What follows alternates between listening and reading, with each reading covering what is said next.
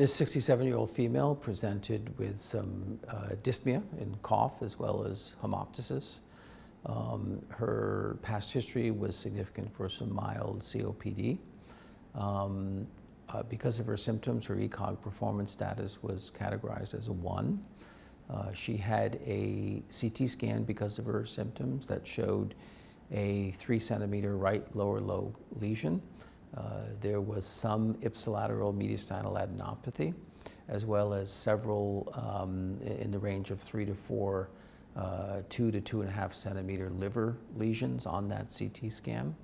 A core biopsy of one of the accessible liver lesions showed a adenocarcinoma, moderately differentiated. She did have a smoking history, about a 30-pack year exposure, but had quit 10 years ago. She was appropriately tested for molecular drivers, and she had an extensive panel going beyond the standard EGFR, ALK, and ROS1. And in this case, a BRAF V600E mutation was detected. And we also know that she was tested for PD-L1, and that was negative at the time of her diagnosis. So that kind of summarizes the case. So what we have is a 67-year-old, otherwise fit, former smoking female who presents with stage 4 adenocarcinoma of the lung. She is known to have a BRAF V600E mutation. She is not PD-L1 positive. And so her, again, this is an example of what I would consider treatable but not curable disease at this point. My initial impressions of this woman is again, we have clarity of the diagnosis because we have a nice core biopsy. We also know that she is not PD-L1 positive in this setting.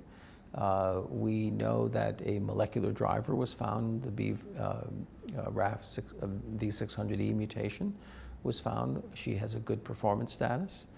So I think she has a couple of options in this setting. But again, I think she has very treatable, but again, not curable disease. This patient's prognosis is probably around a year to 14 months median overall survival time. One of the things that we don't have sufficient data on is how does the BRAF mutation alter that prognosis. And although we have some exciting data with targeted therapy with regard to the response rates of these targeted agents in these patients, I don't know that we have enough mature survival data. For instance, in the EGFR mutant population, we know that having an EGFR mutation is both prognostic, patients do better, as well as predictive. It predicts for a better response to EGFR TKIs. I think what we know about BRAF mutations is that they are predictive for oral TKIs to have a higher response rate, but the impact that it has on the prognosis is not entirely clear at this point. We need some more mature data.